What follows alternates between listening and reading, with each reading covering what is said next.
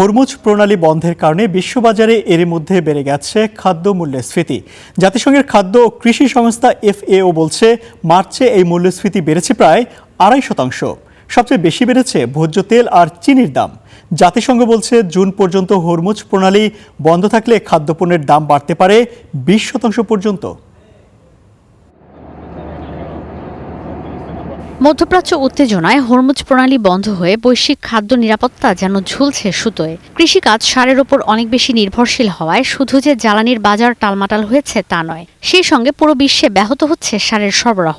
সঙ্গে জ্বালানি সংকটে খাদ্য পরিবহন হয়ে গেছে আরও ব্যয়বহুল, যার প্রভাব সরাসরি পড়েছে বিশ্ববাজারে। জাতিসংঘের খাদ্য ও কৃষি সংস্থা FAO বলছে মার্চে বৈশ্বিক খাদ্য মূল্যস্ফীতি বেড়েছে 2.4%। বেড়েছে শস্য, চিনি, মাংস, দুগ্ধজাত পণ্য ও ভোজ্য তেলের দাম। এর মধ্যে মার্চে ভোজ্য তেলের দাম বেড়েছে 5%, চিনির দাম বেড়েছে 7%। FAO বলছে মধ্যপ্রাচ্যে যুদ্ধ দীর্ঘায়িত হলে বিশ্ববাজারের সামনের দিনগুলোতে এই মূল্যস্ফীতি আরও বাড়বে। হরমুজ প্রণালী দিয়ে বিশ্ববাজারে সরবরাহ হয় মোট সারের 1/3। ইরানে যুক্তরাষ্ট্র আর ইসরায়েলের সামরিক অভিযান শুরুর পর থেকেই এই প্রণালী কার্যত অচল করে রেখেছে তেহরান।